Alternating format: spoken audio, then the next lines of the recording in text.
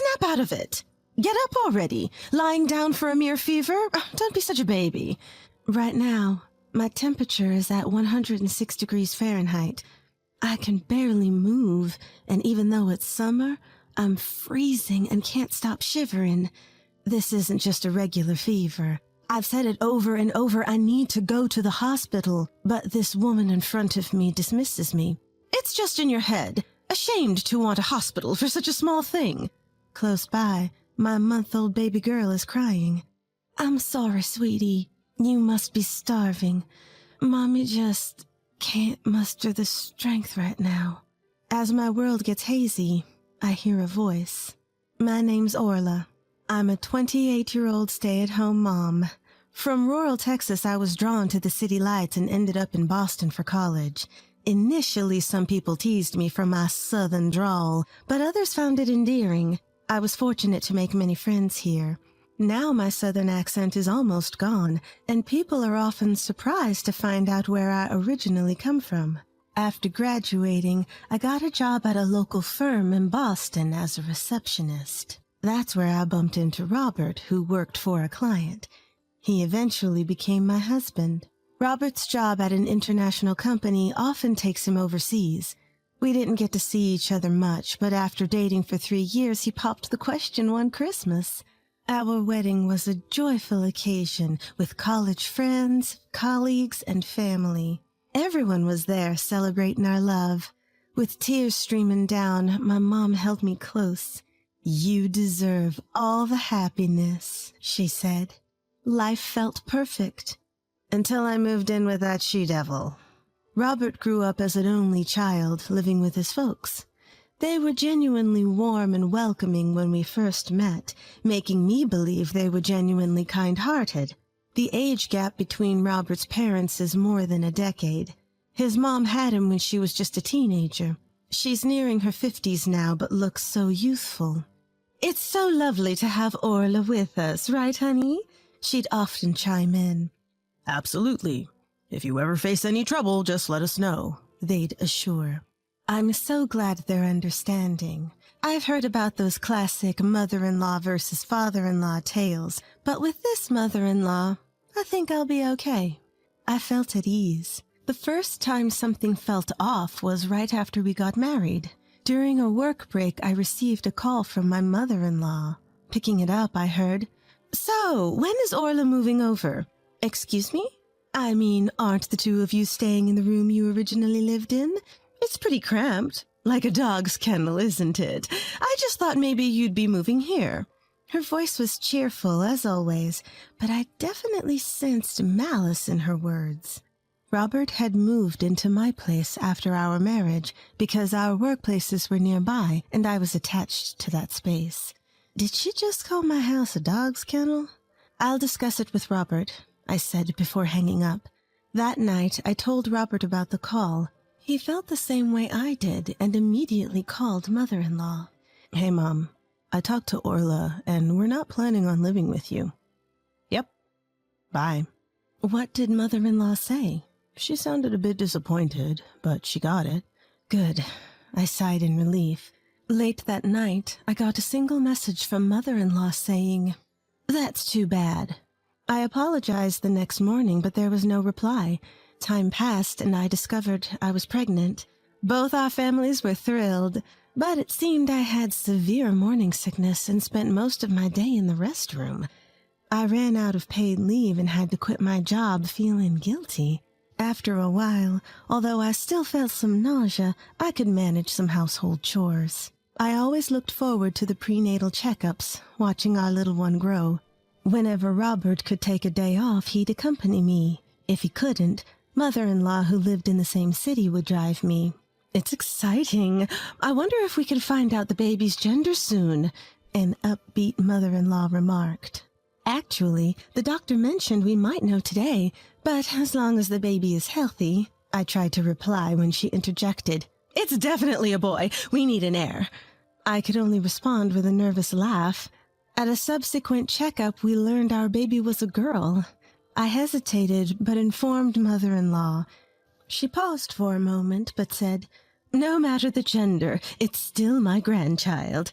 relieving my anxiety. When I told Robert, he was overjoyed. He sent tons of photos of cute clothes and toys, even during work hours. I can't wait to meet you. Please be born healthy, I hoped every day. As the pregnancy progressed into the later stages, the baby's movements became more pronounced. Starting my mornings with a hello and ending my nights with a good night, I constantly chatted with my baby. Feeling those little kicks was absolutely heartwarming. One day amidst this routine, I found myself wondering, when was the last time I felt the baby move today? Even though I had just entered the final stretch of my pregnancy, our baby was a bit smaller than average. The doctor had mentioned that it would be best if the baby arrived around the expected due date. Growing anxious, I quickly called our local maternity clinic and rushed there by taxi. I also informed my husband, who assured me he'd be there as soon as possible. Upon arrival at the clinic, they immediately hooked me up to a monitor and noticed that our baby's heartbeat was weak. Trying to keep me calm, a nurse gently said, "It's okay. Your baby just seems eager to meet you. That's all." After a short consultation among the doctors, it was decided that an emergency C-section was necessary. By that time, my husband had already arrived, had been briefed, and was filling out the necessary paperwork. An hour later, I gave birth to a 2.5-pound baby girl. That night, sleep eluded me due to the pain. Of course, it hurt. They had cut into my belly. To prevent blood clots, I had to shift my body every few hours, but every movement brought sharp pain. I received messages from my husband, words of gratitude accompanied by photos of our baby. It seemed he had informed our parents, who were overjoyed with the news. "So, Orla, there's something I need to discuss with you." Hearing my husband's words that followed made my heart race with anxiety. A week later, on the day of my discharge, my husband settled the bill while I waited in the lounge. "Orla, looking forward to our journey from today," greeted my mother-in-law. We named our daughter Lily, born in a season of beautiful blossoms, hence Lily. Some might say it's a simple choice, but my husband and I loved it. Post-delivery, I wasn't feeling great, so I had declined all visitors. This was the first time I was meeting my in-laws after the birth. "Lily, meet your grandpa. Such a cutie," cooed my father-in-law. "May I hold her?" Lifting her effortlessly, it was clear he was already smitten. "Well, come on, hold her too." "Thank you so much, Orla." He beckoned to my mother-in-law, but she declined without even a touch. That's odd. Isn't she excited about her own granddaughter? Something's off about her, I thought, and there was a reason for my suspicion. During my hospital stay, I had plenty of conversations with the nurses and midwives. They'd check on my health and ask if there were any postpartum concerns, the usual stuff. After we finished talking, the nurse hesitated before saying, "By the way, was the woman with Orla during the checkup your real mother?" "No, she's my husband's mother." "I see. I wasn't sure whether to tell you this, but..." What the nurse told me next sent shivers down my spine. "If anything happens, please contact me immediately." With that advice, I was discharged. I honestly didn't want to get involved either, but instead of heading to our house, the car was heading to my in-laws. "We're here! From today, this will be your home. We can finally live together," mother-in-law said with a wicked smile on her face. Now, you might be wondering how this situation came to be. It all starts with why I didn't go back to my parents' home to give birth. It's not that I didn't want to. I simply couldn't. My parents married late in life and had difficulty conceiving. I was born when they were in their 40s, their only child. To add to that, my grandmother with whom we lived is elderly, and her dementia has been progressing. My parents are fully occupied taking care of her, so they're not in a position to take me in. Knowing all this, I had no intentions of going back home to give birth. Some of my friends chose to raise their kids at their own pace without returning to their parents. I felt that approach suited me better. My husband applied for parental leave, but due to staff shortages at his job, it seemed unlikely. However, after I gave birth, I wasn't feeling well. Worried, my husband consulted his parents, and it was decided we'd live with them for a while. I had reservations, but once we started living together, things went smoothly. My husband came home early to help, and my in-laws were very supportive. Mother-in-law even took care of most of the household chores, allowing me to focus on taking care of Lily. I even thought maybe we should have moved in earlier. Especially father-in-law. He was a pro at changing diapers, preparing formula, and giving baths. Father-in-law, you're amazing. I can't thank you enough. However, every time I praised him, mother-in-law seemed displeased. As the 1-month mark approached, I began to recover, and although I still felt tired, I started helping out with household chores. Around that time, my husband had to go on a business trip abroad. This time, he'd be away for about a month. If anything happens, let me know immediately. I'll come flying back. It's okay. Father-in-law and the rest are here. And with that, my husband set off for foreign lands. While my husband was away, I felt uneasy, but my in-laws insisted that I should treat their home as mine and ask for anything I needed, and true to their word, they were genuinely helpful. However, my mother-in-law did help with household chores, but she seemed disinterested in my daughter, hardly interacting with her at all. But at least the father-in-law is here, so it should be okay, right? Just as I thought that, something unexpected happened. I'll be going now. Turns out father-in-law's mother wasn't feeling well. To take care of her, father-in-law had to leave for about a week. Mother-in-law apparently doesn't get along with father-in-law's parents and hasn't met them in a long time. Even during events like New Year's, only father-in-law and his dad would go. By this time, my husband was also only a week away from returning from his business trip. I thought, it's just a week. It should be all right. But my memories of the next few days are a blur. From the next day, mother-in-law's true colors shone. How long are you going to sleep? Get up now. Woken up by her sudden shout, I opened my eyes to see mother-in-law towering over me with an intimidating look. What? Lazing around in someone else's house. There's so much to do. I wanted to boss you around, but couldn't with your husband here. It was so stressful. Her sudden change was shocking. It was as if she was a completely different person. Feeling threatened, I reached out for my phone, but in an unexpected move, mother-in-law swiftly grabbed it from me. "This is why you're going downhill," she remarked, smashing my phone on the ground. "What are you doing?" I picked it up immediately, but the screen was shattered, and it was unresponsive.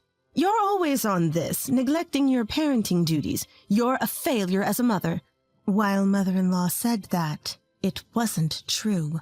Sure, I used my phone when my daughter was asleep, whether sending cute photos of our daughter to my husband on his business trip or looking up parenting tips about things like the right amount of milk or when babies typically develop neck control. But faced with the aggressive mother-in-law, all I could muster was, "I'm sorry." The following days were a nightmare. Mother-in-law stopped doing any chores and worked me to the bone all day long. Even while taking care of my daughter, I had no time to rest. My chest, it hurts again. I had been feeling this pain for some time. There was a lump when I touched it, and it felt hot. I couldn't discuss it with father-in-law, and mother-in-law brushed off my concerns multiple times, saying, "It's all in your head. You're just overthinking." "Mother-in-law, my chest really hurts.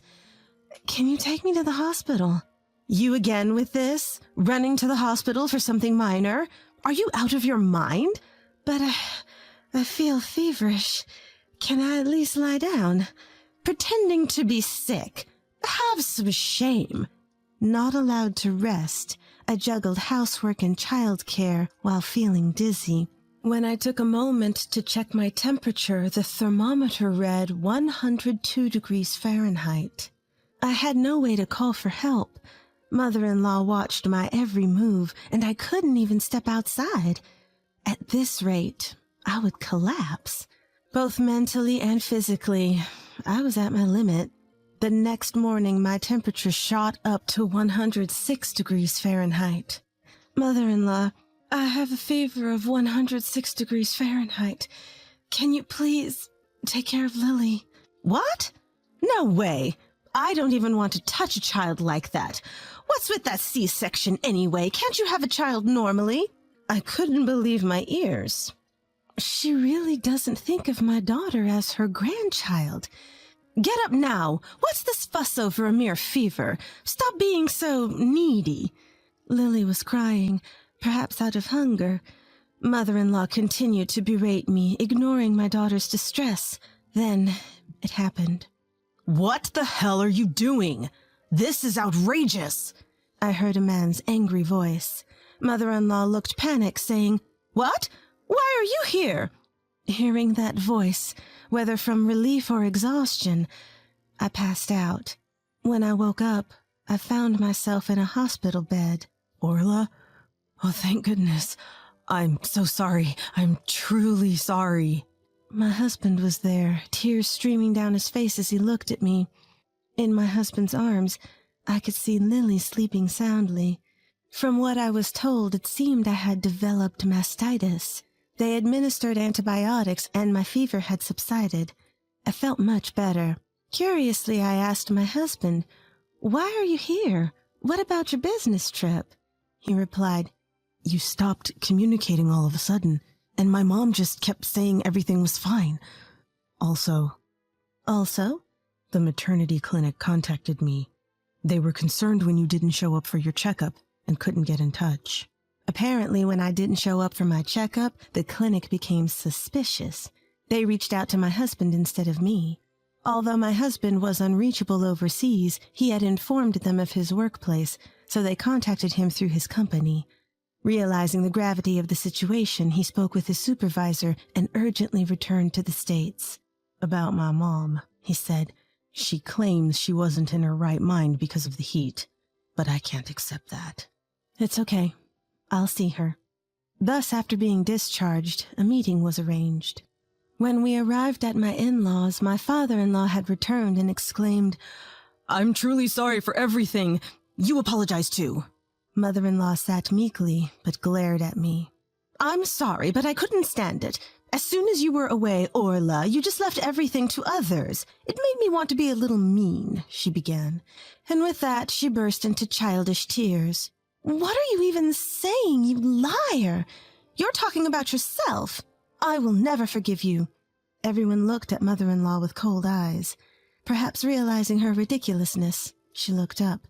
Are we done with the theatrics? I stood up and retrieved cameras I had secretly installed around the house. I played back the footage in front of everyone. Of course, the video showed mother-in-law berating me and treating me like a servant. The cruel words she spoke to my daughter were also clearly captured. What is this? This is an invasion of privacy. I'll sue you. Shut up. You've done something unthinkable. No, you've got it all wrong. I think the heat messed with my head. Mother-in-law rambled on with incomprehensible words. Has mother-in-law's mind always been like this? You barely took care of your own children, yet you have the audacity to criticize my parenting? The truth is, before father-in-law left the house, he had confided something to me. Mother-in-law, having had a child at a young age, still had a strong desire to enjoy her youth. She would neglect Robert, leaving most of the childcare to father-in-law and his parents. No wonder father-in-law was so good at parenting. That's why father-in-law's parents had such a strong dislike for mother-in-law. Though divorce crossed his mind, he felt responsible for putting such a young mother-in-law into the role of a mother and couldn't bring himself to take that step.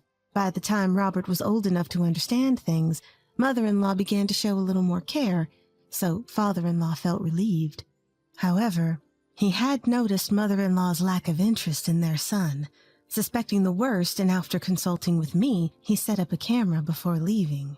The agreement was that if anything suspicious occurred, he would be informed immediately, but he never expected to lose contact on the very first day. When mother-in-law realized father-in-law was involved, her earlier bravado vanished. Her face turned pale.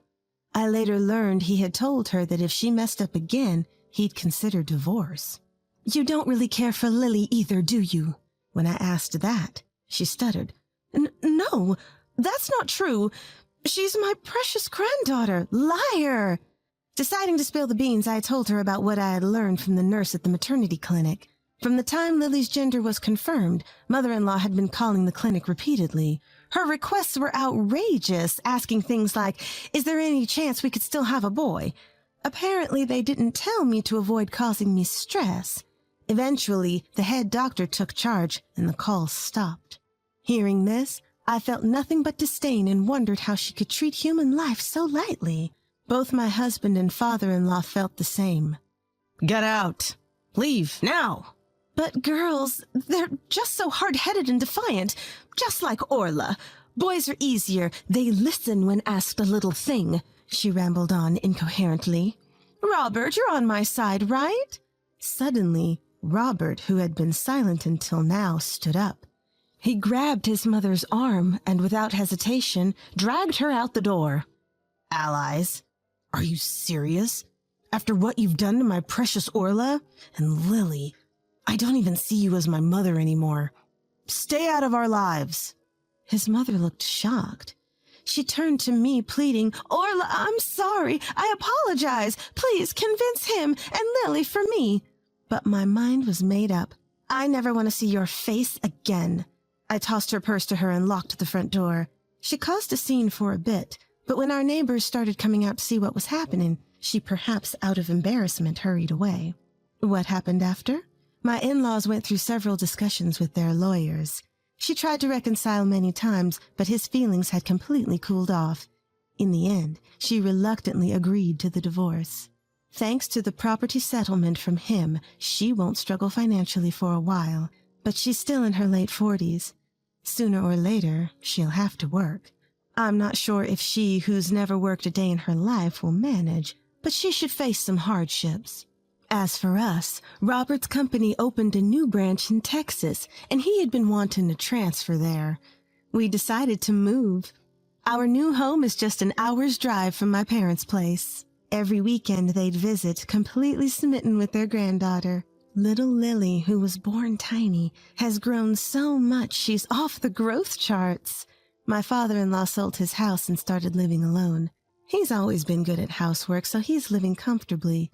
We video call often, and he always shows up for his granddaughter's special events. After everything, I've decided to cherish my family more than ever.